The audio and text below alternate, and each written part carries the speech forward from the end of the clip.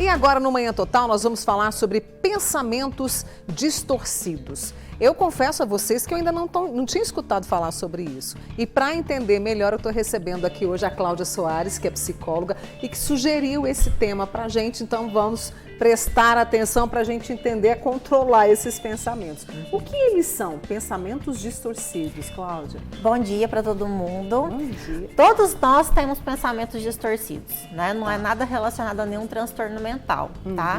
Então, pensamento distorcido, assim, a gente tem um monte de tipos de pensamento distorcido. Poderia ficar aqui um tempão falando sobre os tipos, tá? Vou citar alguns.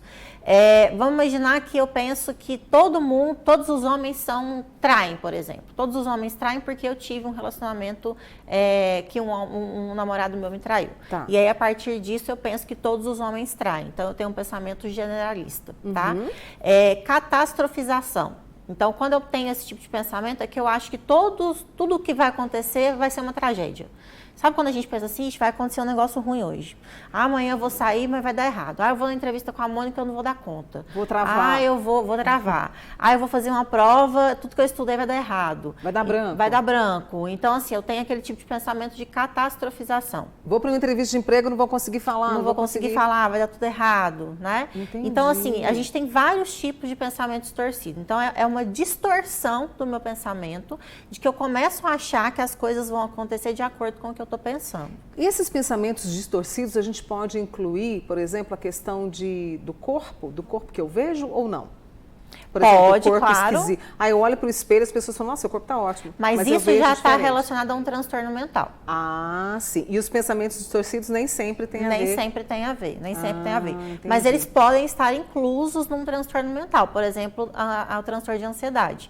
Então, se eu tenho um transtorno de ansiedade, eu posso ter pensamento distorcido.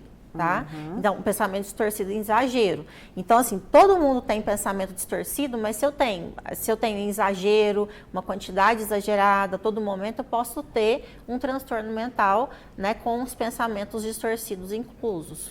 Você trouxe alguns exemplos de como a gente identificar. Isso deve dar uma canseira, eu imagino, porque eles vêm, tomam conta, nos limitam, nos apavoram. Como é que a gente controla? Quando a gente tem muito autoconhecimento, né, assim, pode ser na terapia, pode ser a partir de várias coisas que a gente vivenciou, isso ajuda muito a gente perceber os pensamentos distorcidos. Entendi. Mas existe um exercício, né, que eu passo muito na terapia, que eu posso passar aqui para vocês, por eu acho que favor. dá tempo, né? Dá sim. Que é o RPD, que é o Registro de Pensamento Distorcido.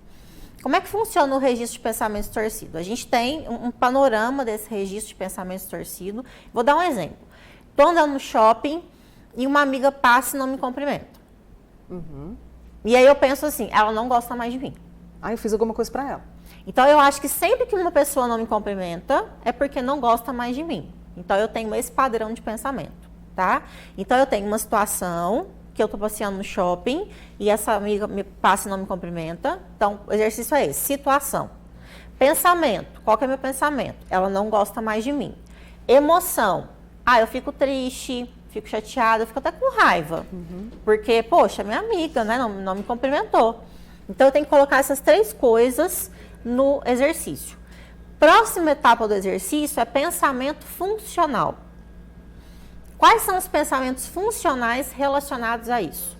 É difícil às vezes, porque para eu colocar um pensamento funcional, eu preciso me exercitar dentro de um padrão meu que às vezes é meio complicado. Qual que é o pensamento funcional? Ela estava sem óculos, por isso que ela não me cumprimentou, pode ser.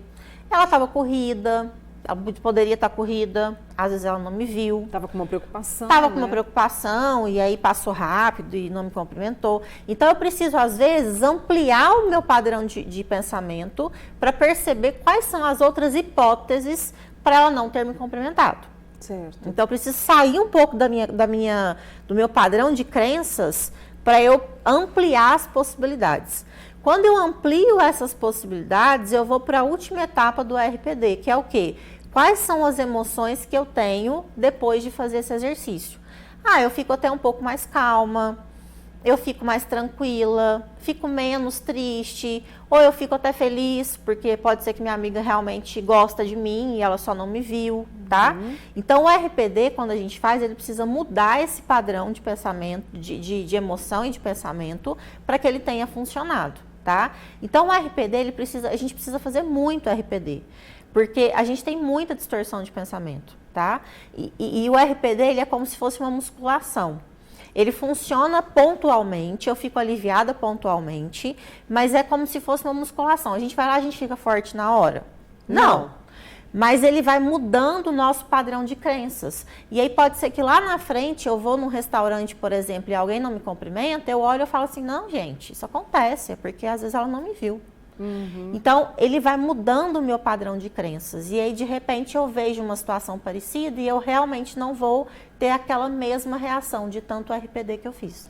E aí, esse RPD eu posso fazer, você enumerou, né, as situações ali que a gente vai reforçar para você que está acompanhando. Eu tenho que escrever. É muito importante escrever, porque quando a gente escreve, a gente tem uma elaboração maior do que quando a gente faz só por pensamento. Mas depois de um tempo, quando a gente cria essa rotina de fazer o RPD, a gente consegue fazer por pensamento.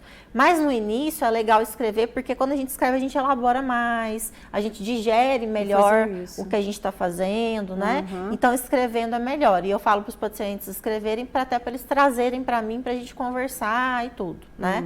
Mas escrever no início é melhor sim, ter um caderninho de RPD. Tem uma amiga nossa, a Helena, falou, Mônica, esses pensamentos aparecem do nada. Pensamentos horríveis, e principalmente coisas do passado.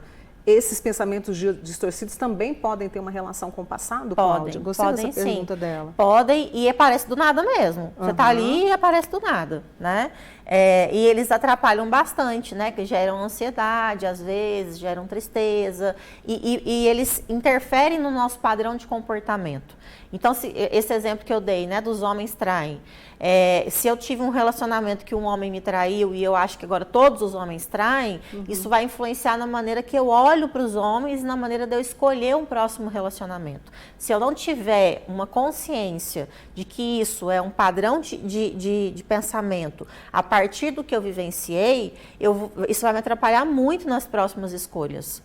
Né? Então, eu preciso ter um conhecimento, né? Um autoconhecimento de que isso é um pensamento distorcido, né? Porque, assim, eu conheço quantos homens no mundo para eu achar que todos os homens traem, né? Então, a partir disso, eu preciso ter um conhecimento para que eu não tenha um padrão de escolhas a partir de um pensamento distorcido. De escolha, de emoção, né? Porque isso influencia as minhas emoções também. Então, o pensamento distorcido, ele influencia bastante. Vamos falar rapidamente, porque nosso tempo está terminando, RPD. RPD. Né? Então, uma situação. Eu tenho a situação que eu vivenciei. A emoção que ela trouxe. O pensamento. O que eu penso? Eu penso que aconteceu tal coisa. O que emoção que isso me causa. Pensamento funcional, quais são as outras possibilidades e emoção final, que emoção que isso me proporciona no final. É um caminho para a inteligência emocional? Claro. Não é? Muito mesmo. Porque aí eu tenho discernimento. Sim. E não vou gastar energia quando de repente algo que é tão, né? Adorei disfuncional. Disfuncional. Espero você no Você em breve. Combinado. Combinado? Combinado. Essa é a Cláudia Soares, ela que é psicóloga e tem uma querida aqui que te mandou um beijo. Já já eu te passo o recado dela. Tá bom, um beijo pra ela também.